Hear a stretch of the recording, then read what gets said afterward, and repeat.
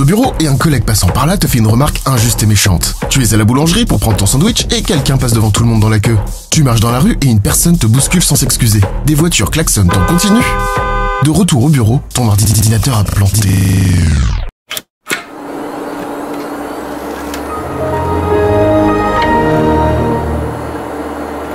Que se passe-t-il? Ta tension s'emballe, ton rythme cardiaque augmente, tes muscles se tendent, ta respiration s'accélère, tes pupilles se dilatent, ta voix change. Tu es en colère. Shut the fuck up!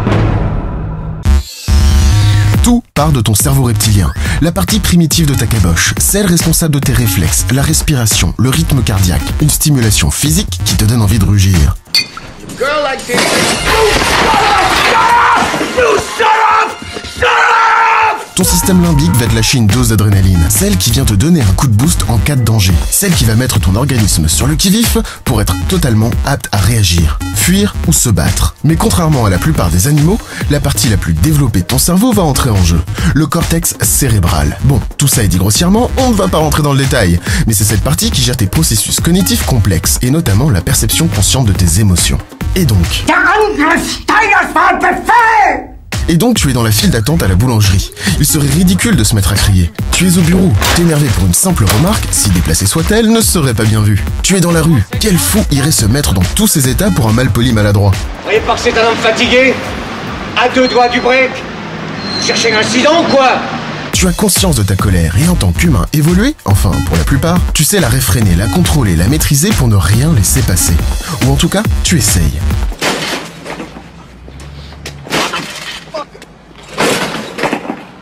Aujourd'hui, la colère est un sentiment mal vu dans notre société. De plus en plus aseptisé, les sentiments doivent être au mieux bienveillants, au pire neutres. On attend de toi à ce que tu saches te maîtriser. Et face à la dictature du bonheur, tu n'as pas vraiment d'autre choix, pour être bien vu, que d'éclabousser la plèbe de ta joie quotidienne. Sois heureux et tais-toi. Quand je suis content, je vomis. Et là, je suis hyper content. Alors il te faut apprendre à gérer cette émotion à la réputation néfaste. Et face à cette rogne insoutenable, ton entourage se transforme vite en conseiller qui aura plutôt tendance à te donner du grain à moudre à cette fureur qu'à te permettre d'évacuer. Oh bah, t'as pas l'air bien. Bon, ça sert à rien de s'énerver comme ça, tu sais. Oui, ok. Va boire un bon verre d'eau, ça va te calmer. Ok. Ferme les yeux et pense à des choses positives, genre des petits poussins.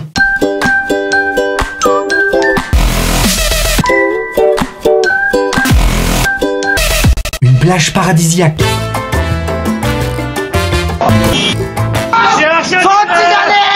Ou à cette fille que t'aimes bien.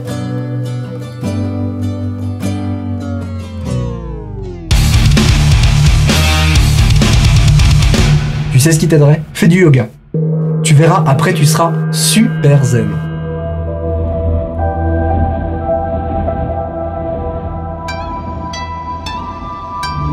La méditation, la respiration, se concentrer... Chut, concentre-toi.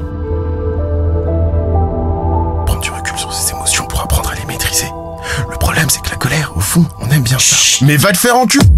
La colère, au fond, on adore ça. Tu veux faire buzzer ton talk show? Invite des protagonistes susceptibles de s'énerver. Allez, monsieur Connard! Oui! À défaut d'avoir le droit moral d'exprimer cet instinct primitif, on compense en vivant la rage à travers l'autre. Donc vous êtes vraiment des enfoirés! Et c'est vous qui devriez crever! Qu'il est jouissif de voir quelqu'un s'énerver, des gens crier et se débarrasser pour nous de cette tension insoutenable. Une catharsis qui nous livre des séquences de cinéma de plus en plus fréquentes et toujours plus jouissives.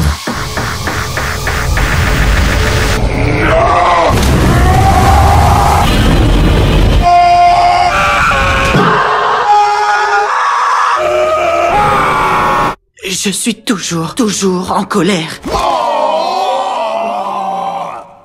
Car la colère n'est pas que mauvaise et primitive. C'est un sentiment fort, au pouvoir créatif et capable par exemple de marquer un bambin qui se met en danger. Bah oui, l'enfant inconscient n'a aucune raison d'avoir peur de cette prise électrique. Rien ne semble menaçant. Mais la peur de ses parents, transposée sur l'instant en colère, va effrayer l'enfant et associer, au plus jeune âge, les doigts dans la prise à un sentiment négatif. Le genre d'association qui aidera sûrement le marmot à passer les épreuves de la sélection naturelle. That's as far as it goes. Dans cette tyrannie de la joie, on ne cesse de voir éclore des phénomènes, bien que pas nouveaux, mais de plus en plus présents. Burn-out, dépression, problèmes cardiaques. Bien sûr, ce frein n'est pas le seul responsable. Mais à ne jamais laisser éclore sa colère, on se retrouve dans un état de tension permanent qui ont un impact sur la santé.